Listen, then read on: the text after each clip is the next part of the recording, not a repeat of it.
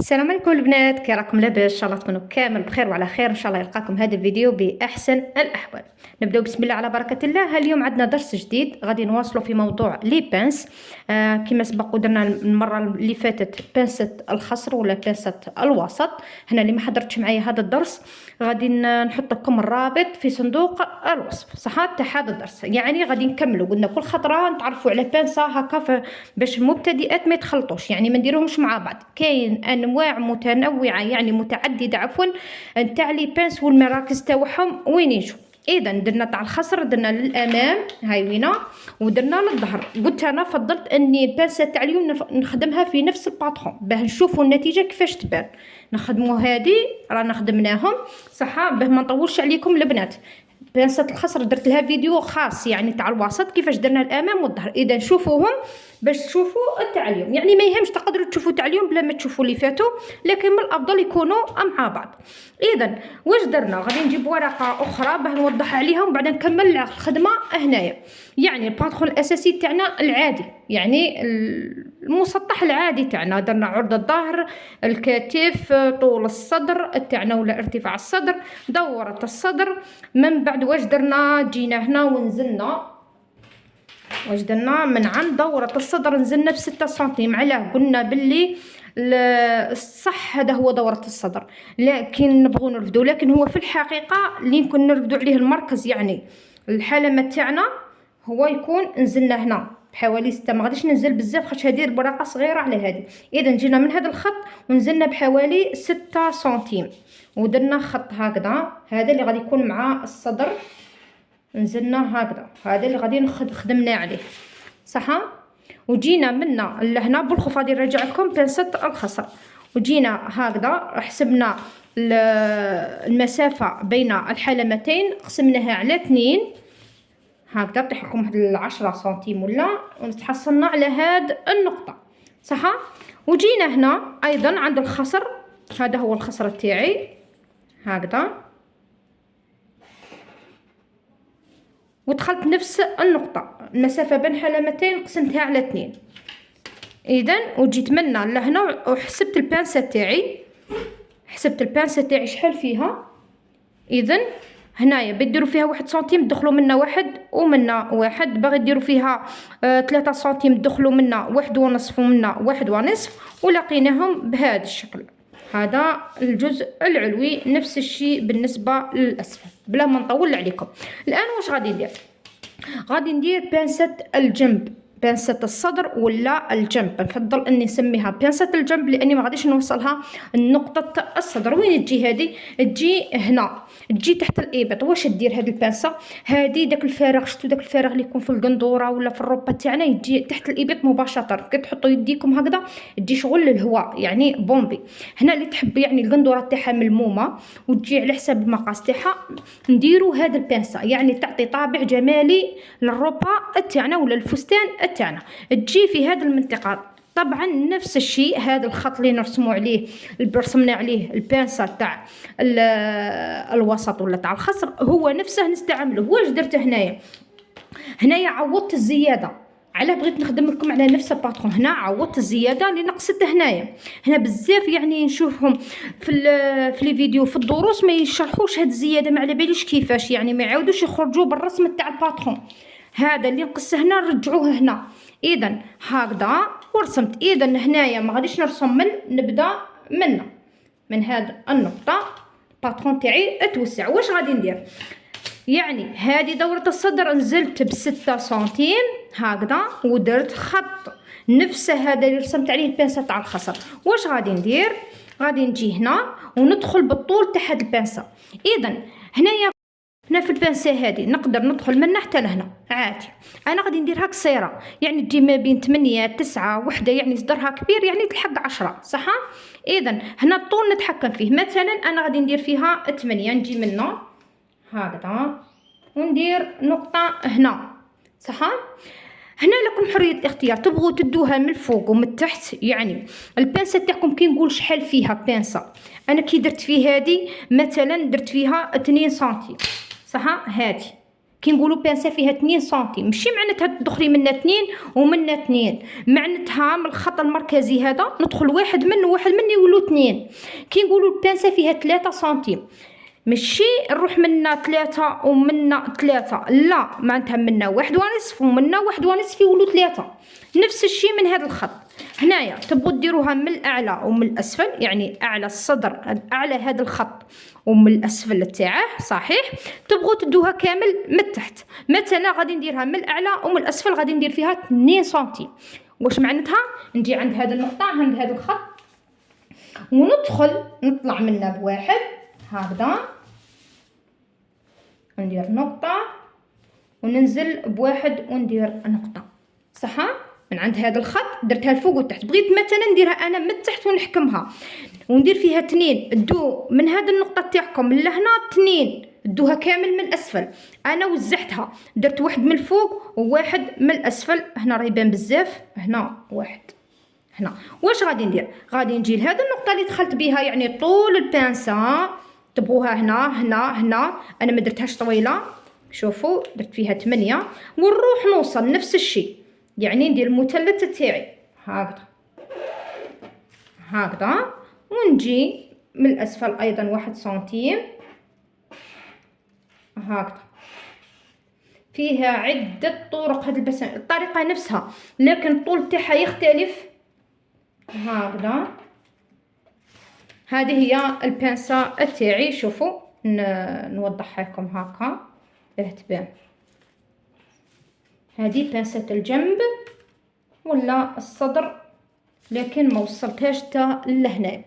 يعني قلت لكم كل مره نديروا بانسه متنوعه. مازال بانسه تاع الكتف اللي بانس فقط المركز تاعهم هذاك تعرفوا تجبدوا المركز خلاص. اذا هنايا واش غادي نديروا؟ ملاحظه. هنا غادي القماش هكذا غادي نقصص. في حاله ما كان الروبه تاعكم ولا الفستان تاعكم فيه جزئين، الجزء السفلي والجزء العلوي صح. مثلا البانسه تكون هنا هكا باه تفهموا شحال من حاجه. ونقولوا حنايا هنا كاين لي بلي كلوش، الجزء السفلي يجي كلوش ويجي هنا بانسه. واش غادي ديروا؟ غادي يتوقف هنا الباترون تاعكم يتوقف عند الخصر هكذا صح. ما نحتاجش هذا يكون فيه قلنا كلوش، يكون فيه كشكاشه لي بلي الجزء السفلي. غادي نتكلم غير هذا غير العلوي. هنايا ما غاديش نديرها في الظهر هذه البانسه، هذه ما غاديش نديرها في الظهر لكن غادي يتقلص الحجم تاعها.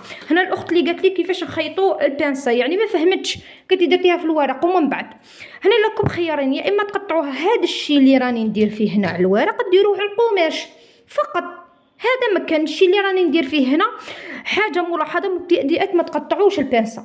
كاين حالات اللي نقطعوا فيها البانسه تاعنا صح، مثلا في قصه الاميره وكاع، لكن كيما هنايا ما نكونش مضطرين باه تقصوها خاصه المبتدئات. واش ديروا؟ غادي تجي هكذا البانسه هذه الخياطه تاعها غادي لازم نحكم شوفوا نفتحها ونحكمها بالسكوتش باه تشوفوا كيفاش غادي يتغير الشكل تاع الباترون تاعنا.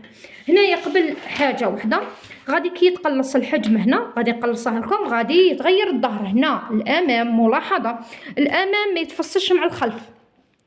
في حاله ما تفصلت يعني المبتدئه تشوفوا غادي بعدا نحطها لكم. نروح نجيب السكوتش ونجي غادي ندير غادي نحكمها هكذا بالسكوتش باش تشوفوها مثلا كي تتخيط كيفاش يتغير الشكل تاعها.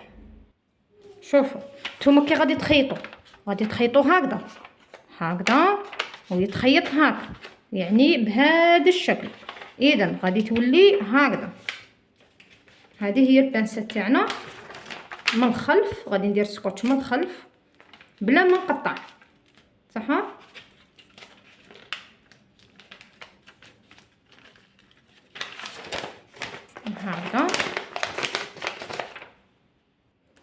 هكذا ونحكم هنا باه يحكم لي نشوفوا لا فورم كيفاش تتغير. شفتوا الزر تاعي كيفاش نبرز هكا باش نوضح للاخت كي قالت لي من درنا البانسه مبتدئه وباغيه تفهم الدرس على الباس. هذه الاولى شوفوا كيفاش برز يعني تحول من مسطح هاهنا الى مجسم. الان نروح لهذه نفس الشيء هاي هنا في الوسط هكذا تجي هكذا صح. هنا نبغي ندير غير هكذا من الاعلى سكوتش، ولا نبغي نخفيها لان هي في الاصل تتخيط في الخلف، يعني في الظهر تاع القماش. هنا المبتدئات مكان له تقصوا القماش كي تكونوا تخدموا على القماش، خلوها هكذا وخيطوا هكذا. شوفوا، وداك نروح ندير لها ايضا الشريط لاصق باه نحكمها هكذا.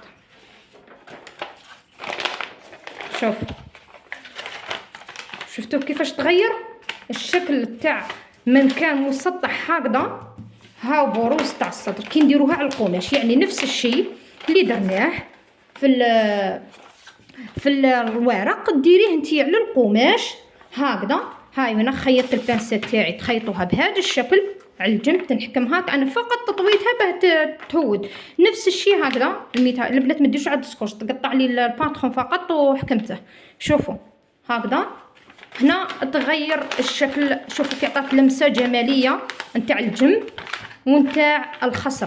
هنايا كون نزيدوا لها الكتف ان شاء الله درس اخر نزيدوا بانسه الكتف، غادي يزيد يبرز الصدر تاعنا. هنايا نحتاجوها في لي غوب الفساتين اللي نبغوها تكون مجسمه على الجسم تاعنا، ما نبغيهاش تكون واسعه.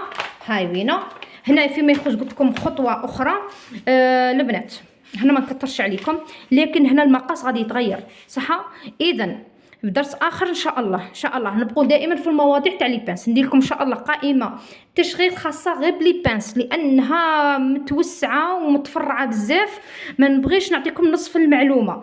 هنا غادي يتغير المقاس شويه صح. ما المفروض كي يكون عندنا نرسمه من البدايه نزيد واحد سنتيم هنا يتغير لنا صح.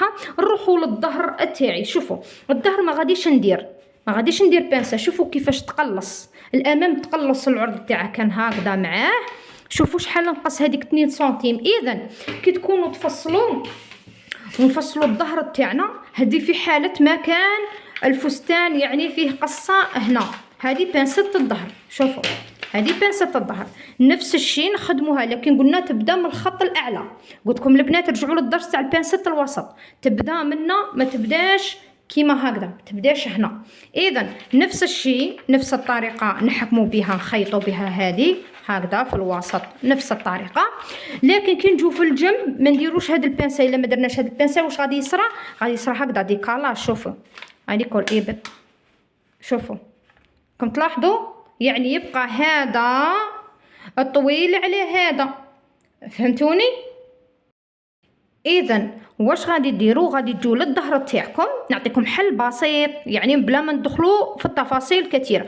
هذا نديروا له ميلان كي نكونوا نفصلوا. شتو داك الميلان اللي نديروه يعني باه ما يطيحناش من الجناب. هذيك 2 سنتيم اللي راحت منا ها هي وينه، تعوضت هنايا في الاسفل، هاي وينه 2 سنتيم تاعي. هذه ندير لها شغل ميلان ونقصصها هكذا فقط بلا ما نقص كاع من القماش. ندير بهذا الشكل في الظهر تاعي كي نكون نفصل، يعني لازم هذا الشيء نديره. قلت لكم كاين عده طرق، هنا الفيديو ما كاش يصور عده طرق. اذا هذه الطريقه الاسهل انكم تنقصوا من الطول تاع الظهر كي يكون عندكم مقصوصه هنايا. شوفوا هذيك اللي نقصت هنا في الامام ما جاياش يعني الخلف يجي طايح على الجنب. اذا نقصوا بهذا الشكل بلا ما نتمشوا، يعني فقط في هذه الجهه بنديروا هكذا باه يجوا كيف ونقصهم ويولوا على حساب بعض. اذا كان هذا الدرس تاع اليوم بانسه الجنب ركزت عليها صح.